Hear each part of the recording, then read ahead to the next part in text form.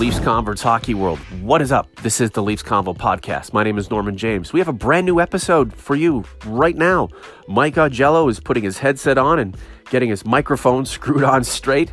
We're ready to talk about the Leafs beating the Sabres in Buffalo. Mostly Leaf fans in the venue to watch St. Matthews with his godlike ability to score critical goals at crucial times. What does he have now? 15 goals in 14 games? It's mind-boggling. But there's so much more in store, including a team that Mike Augello does not seem to think is ready for prime time just yet.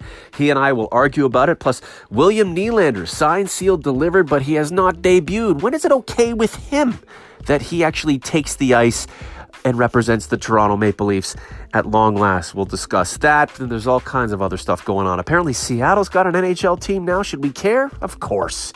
Mike's ready to go. I'm ready to go. You're ready to go. So what do you say? Let's pod. The Leafs Convo starts right now.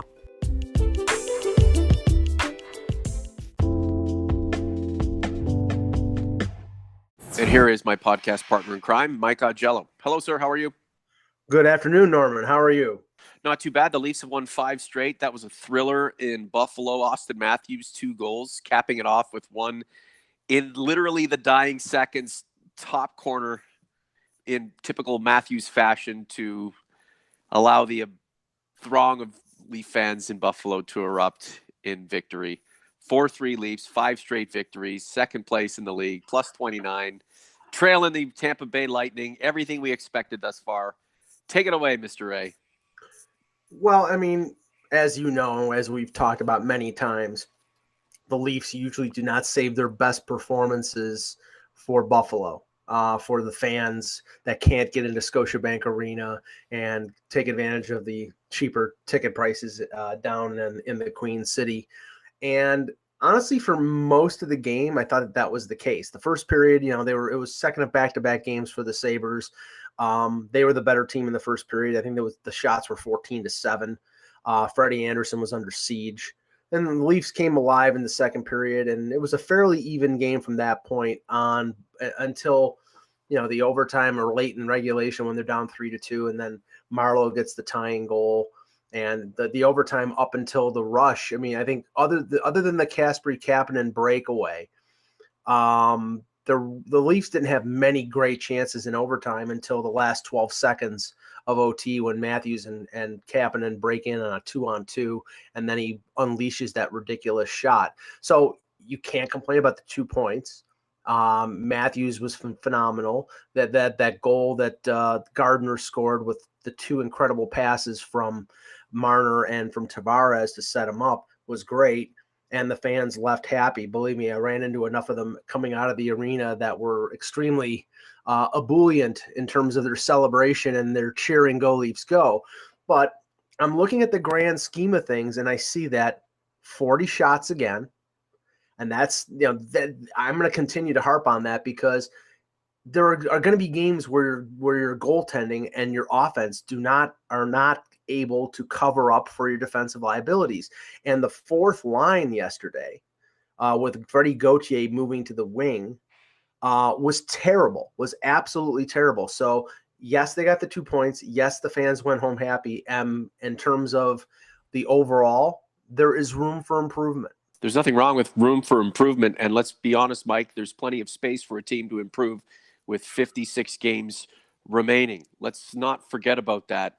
Plus the fact that the Leafs, even though they are number 2 in league scoring, do have the most overwhelming offense in this game and can make up for a lot of their deficiencies with the offense being as exuberant and as potent as it is. And up until Game 82 and that transition from regular season to playoffs, Michael, I don't mind the team doing what they have to do. But I grant your point that if this team does want to hoist the Stanley Cup for the first time in God knows how long, 50, 60, 70, 150 years, this team's full game is going to have to take shape in a positive way, or it's even with all of its arsenal, it's going to have trouble getting from point A to point Stanley Cup when the postseason begins. I grant you that.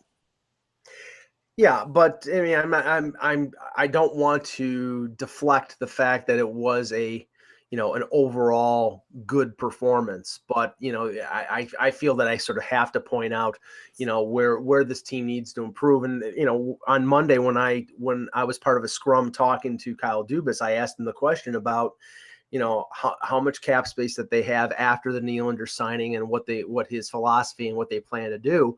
And, he said in answer to that question and to other questions from other reporters that he plans to be aggressive. And if the team needs to be improved in a particular area, then they have the means and the wherewithal to be able to do that. And not only do they have close to $6 million under the cap, they have more available if they decide to put Nathan Horton on long-term injury. So they have almost unlimited resources to go on that cup run that you're talking about. But in a division with Tampa, who continues to win in spite of their number one goaltender being out for the last 3 weeks, and teams like Winnipeg and Nashville, who are heavier, tougher teams, more tested by the crucible of the playoffs. Those are concerns. So if your end game is to win a Stanley Cup, this team needs to improve. Let's enjoy the ride between now and whenever this team, in your mind, improves, Mike, because clearly this team's excitement level is through the roof, and what Austin Matthews is doing right now is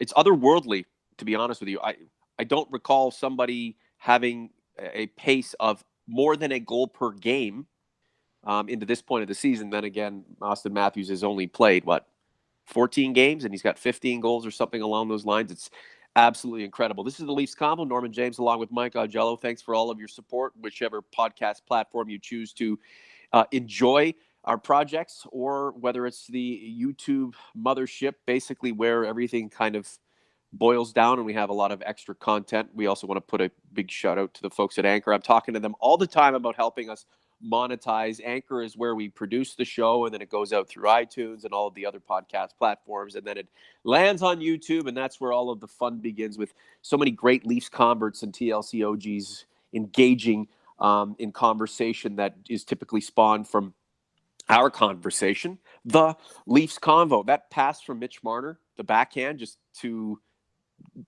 John Tavares, who corrals it and then goes backhand to Jake Gardner. I know the analytics people are probably ready to crowdfund for a statue in honor of Jake Gardner, but the two dudes set that one up, and we've got to tip our hat to Tavares and Marner. I mean, what a fun line, and can't wait for the competitions between the Matthews Nylander and the Tavares Marner lines, Mike, and whoever else they want to stick on those batteries. You know what I'm saying? Well, and that's an interesting point, because I mean, right now with the trade of Levo, who by the way scored a goal in his first game in Vancouver, they were forced to put Freddie Gauthier on the wing on the fourth line, and as I said, the fourth line was terrible. They were on the ice for the first two Buffalo goals.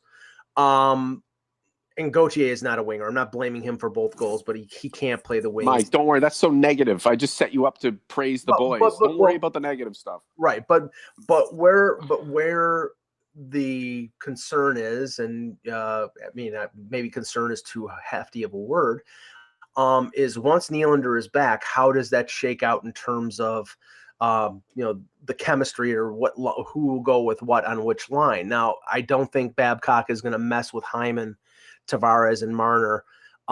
Based on yesterday, I don't know if he wants to mess with Matthews playing with Kapanen. I know that some people in the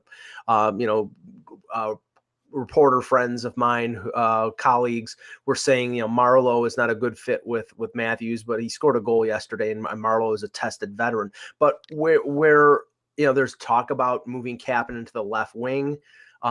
When Babcock was asked about that, he said, I probably would opt more with moving Connor Brown to the left side, who I think he trusts defensively more than Kapanen being a younger player. And Kapanen is playing so well on the right side that why would you want to risk any kind of change? So, you could see Brown on the left side with Matthews and Nylander, and who knows if Nylander is, right off the bat, when he gets back in the lineup, is going to play with Matthews right away. He could play with Kadri. I know, Mike. I'm going to say something that makes sense right now.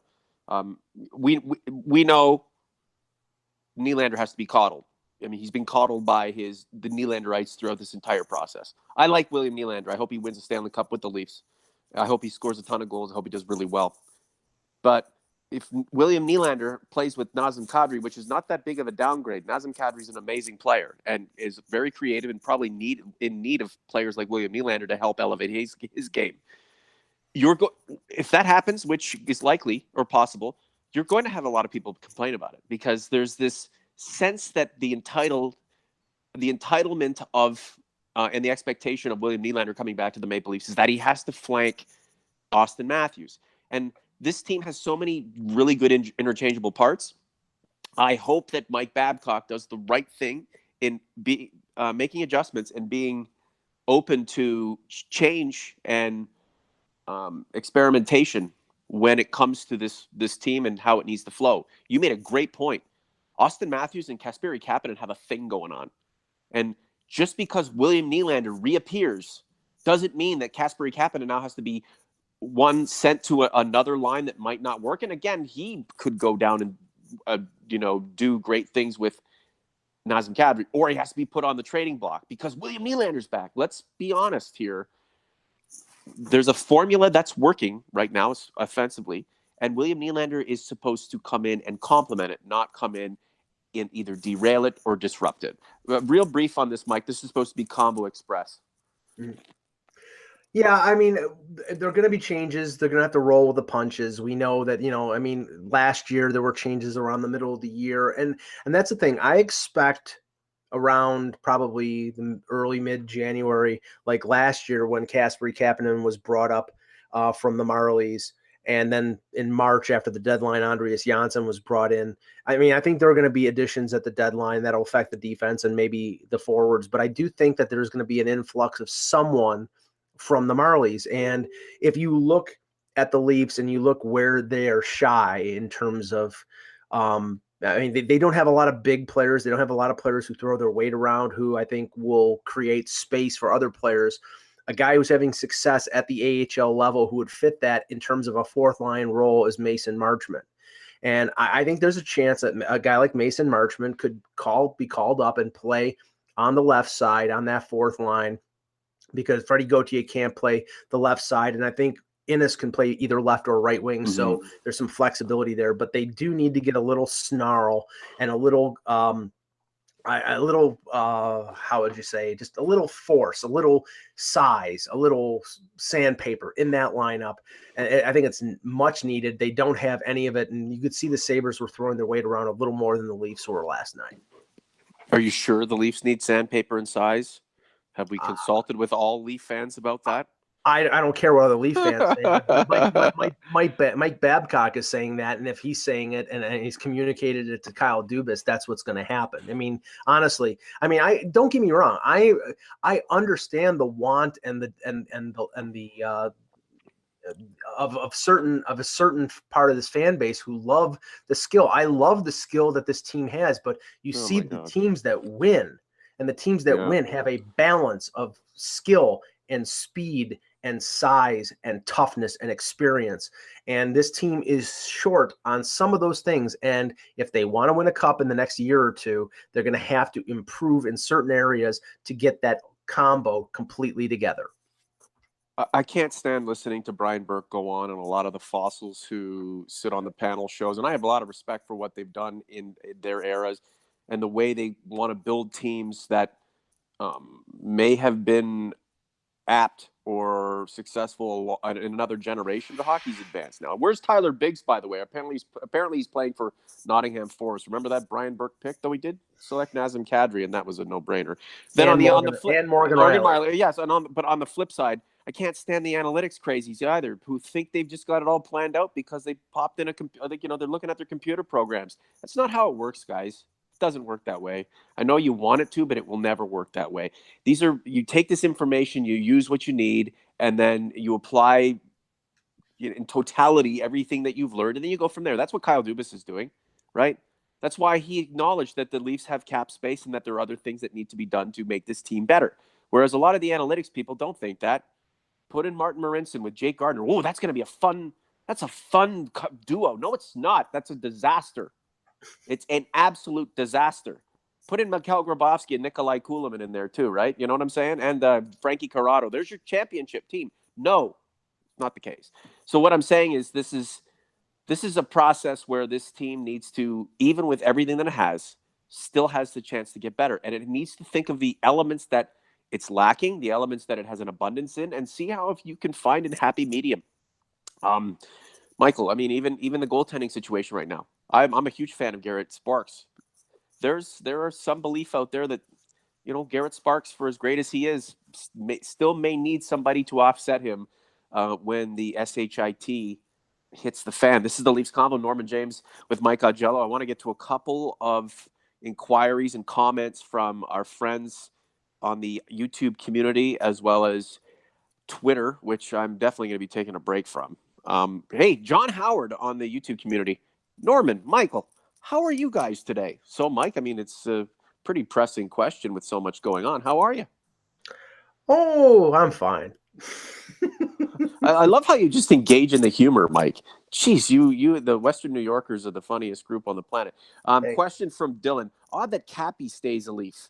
They also. Do you think Kapanen is a guy that could get moved with Nylander in the mix? And what could you get for a Kasperi Kapanen, Mike? I mean, would it be a big return? I don't think it would be, because I think he'd probably need this full year to score 35 or close to 40, and that's when you'd be able to bring in something for him if possible. Well, I think that the evaluation of whether Kapanen can be a top six forward, I mean, it got a lot of positivity from his, the 20 some odd games that he played with Matthews and played well. So, and even last night with, how he played, had a breakaway, had the, I don't know if he got an assist on the game winning goal, but he definitely helped in terms of setting up Matthews for that goal. So I believe he did. I think he could get, and the one thing is, he's on his entry-level deal. He's on the last year of his entry-level deal. Now, we know he's going to get paid a little more, but that's where I think the Leafs are going to say, okay, he's had one good year. He had 7 goals last year. He may get 20 this year. He's not going to make $4 million on a new deal. It's probably going to end up being a bridge deal. It's not going to be a Marner, Matthews, Nylander situation. He's got to prove more and more in terms of another year or two of that type of production to be able to get big money. So I don't think the Leafs will be looking at, okay, we got to trade Kasperi Kapanen before he hits the big payday. It's going to be, can we get an equal level of a quality defenseman that Kapanen is as a forward that can help our blue line? And if that's out there, then maybe he's tradable. I still think, and we won't go into this now, but we'll go into it on the next convo, is that the conflicting story regarding Nylander and the promise that Kyle Dubas made to him, and what Kyle Dubas said in the press conference on Monday. I don't think that it's a fait accompli that William Nylander is going to be in Toronto for the 6 years that Kyle Dubas is going to be the general manager. So we'll talk about that next one. Oh my God, man! I want to bang my head against the wall. He's promised that he's not going to be traded. He has to play with Austin Matthews. I don't know that for a fact, but a lot of his fans hope that that's the case. I mean, come on now. I mean, he's a good talent, but what about a guy who just put on the ice and plays? That's what Mitch Marner does. You put him on the ice and he goes, he plays. It doesn't matter who he's playing with. He's playing with a couple of dusters from the beer league, and he's still setting them up and getting points himself. His primary assists. Just play. Come back and play. Just play the game. Play the game. Play the game for the team that is really good right now and that you have a chance to win a Stanley Cup with. Just get out there and play. That's all I want. Instead of everything's got the conditions that be 100% perfect. And then so the analytics are right. And then the analytics, help us gin up our guy, and we can start to skew the numbers towards our guy and against the next guy. Oh my gosh, man. It's absolute maddening, some of this crazy stuff.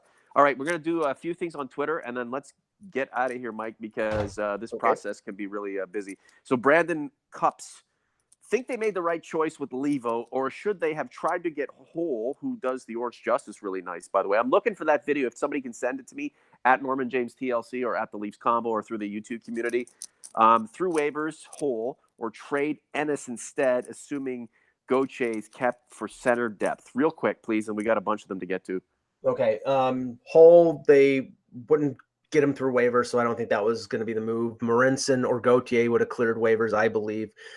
They promised Levo. They promised his agent, Ian Pulver, that if he was going to be a healthy scratch again, like he had been most of the last 2 years, that they would trade him. So Kyle Dubas kept his word, and that was the motivation here.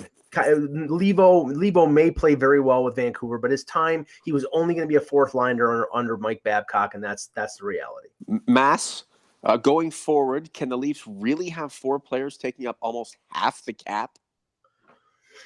I don't think so. I think they can afford 3, not 4. And if you're talking Matthews, Marner, Tavares, it's probably going to equal out to about $32-33 million.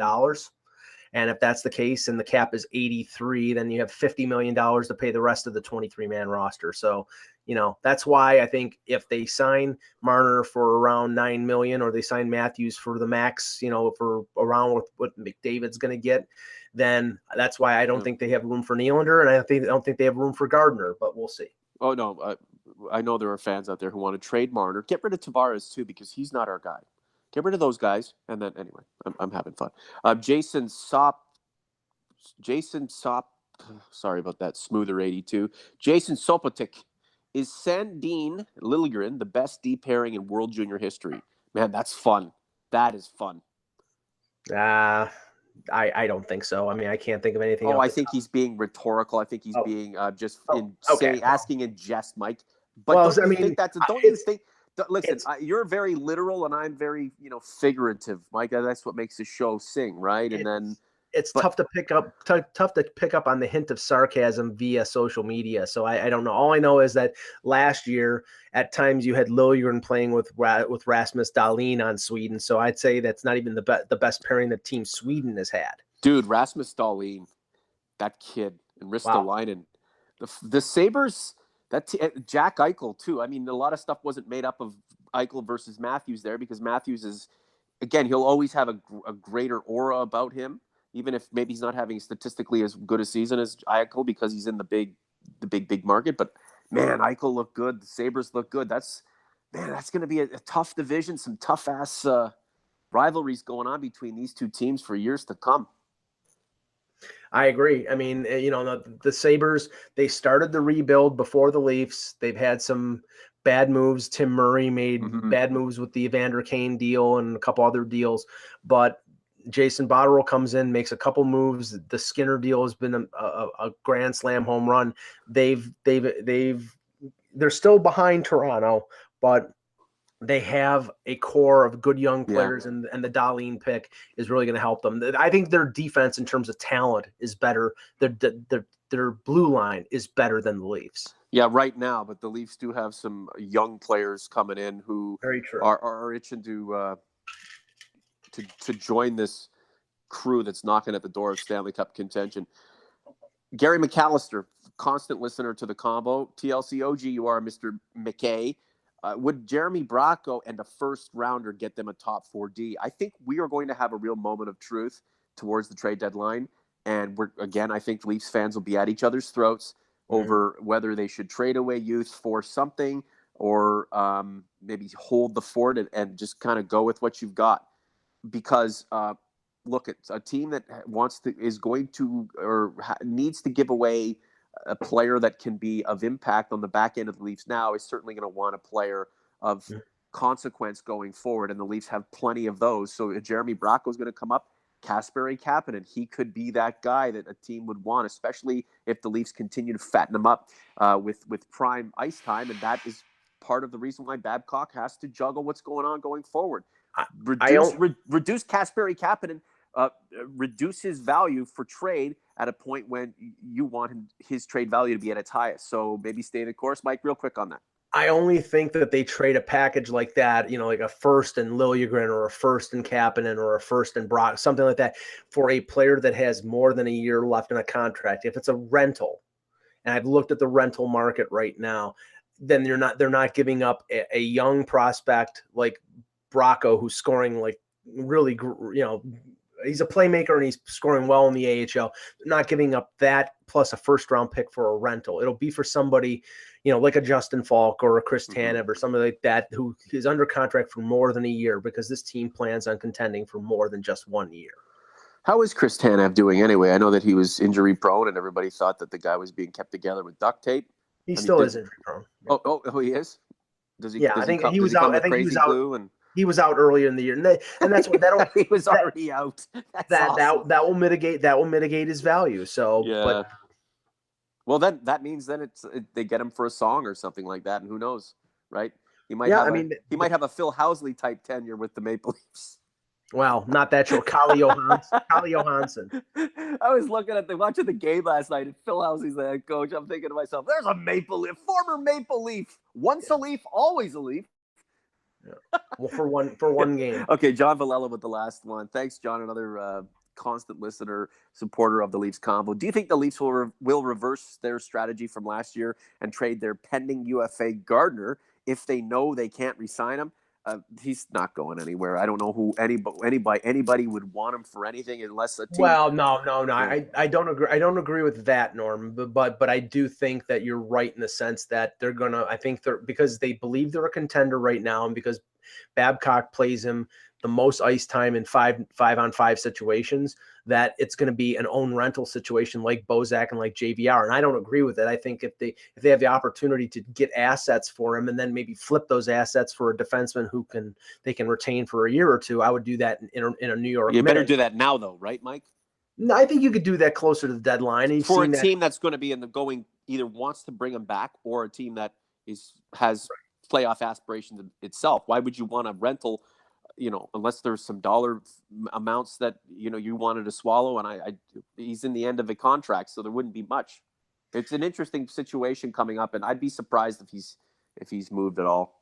Yeah, I don't. I think the odds of him being traded before February 25th are probably 20-1. I mean, it would have to be a perfect storm where they find a defenseman out there on the market that they can get for essentially the same thing that they get in return for Gardner. And I don't know if that happens. He understands the situation. Another thing about Jake Gardner is this guy, I'm sure, would love nothing more than to cap off his Leafs career, because Leafs fans, he's gone. So your Gardner love, you can have it forever. You can follow him to another team if you want. And I know some people would follow William Nylander to another team, and good riddance. But look, Jake Gardner would love to rid the demons of that crappy Game 7 that everybody was a part of, not just him. Okay, he had a lot on his shoulders, and I'm sure he would love to rid those memories, expunge those memories, and create new, great, long-lasting memories as part of a Stanley Cup champion. Don't put it past a guy like Jake Gardner to do some amazing things. I think there are too many good players on the ice for him to sparkle ahead of anybody right now. But maybe just be who you are, be reliable, be the guy that the head coach is putting a lot of faith in, and up your value as a guy who's learned from his mistakes and is able to catapult off of the many great qualities that he has. Before we go, Mike, the NHL going to Seattle, Gary Bettman, more expansion fees, doing his due diligence to continue to build the league. I saw some of the nicknames out there that the Seattle team had potentially going to use. Wasn't there a Seattle Millionaires in the league like 120 years ago or something like that? I don't think so. It was Seattle Metropolitans. That was the one that I remember, and apparently somebody owns the rights to that. I actually like that, but they're not going to go with that. The list, I saw the list of like 10 to 12 names. Some of them are absolutely ridiculous, like the Seattle Kraken. It's like stupid. Yeah, no question. But I'm hoping for like the Seattle. Apparently there was a WHL team called the Seattle Totems. I like that. But some of them are laughable, like the Seattle Sockeyes. I mean, come on, Well, that's the Vancouver Millionaires. It was the Vancouver Millionaires. Yeah, and the Seattle Metropolitans. Beautiful market. I love the left coast. I love the west coast of the United States. They're basically Canadians with nicer weather and less water. So I love what exactly. I love what's going on out there. And Seattle's one of those towns that has lost sports teams and now gaining one. Heck, I don't think they'd be any more out of place than Vegas seems to be. Last word, D, we got to go. And then Detroit's at Scotiabank Arena tomorrow. What are the odds Detroit upsets the Leafs and hands the Leafs another home loss? I can see it coming. Anything is possible. What I'll be interested to see is what the the track is for the return of William Nylander, whether it'll be tomorrow, whether it'll be against Boston on Saturday, or if it'll be early next week. I asked Mike Babcock whether he would have a brief AHL conditioning stint, and he said no pretty quickly. So, I mean, I think they're going to get him back in the lineup as soon as possible. I don't think it'll be tomorrow. I think it'll probably be Saturday or I think it was next Tuesday is the next game. Are they going to make an official announcement of Michael Nylander being added to the coaching staff? No comment. I'm edgy today, buddy. I'm edgy. Very edgy. Okay, we'll talk to you soon.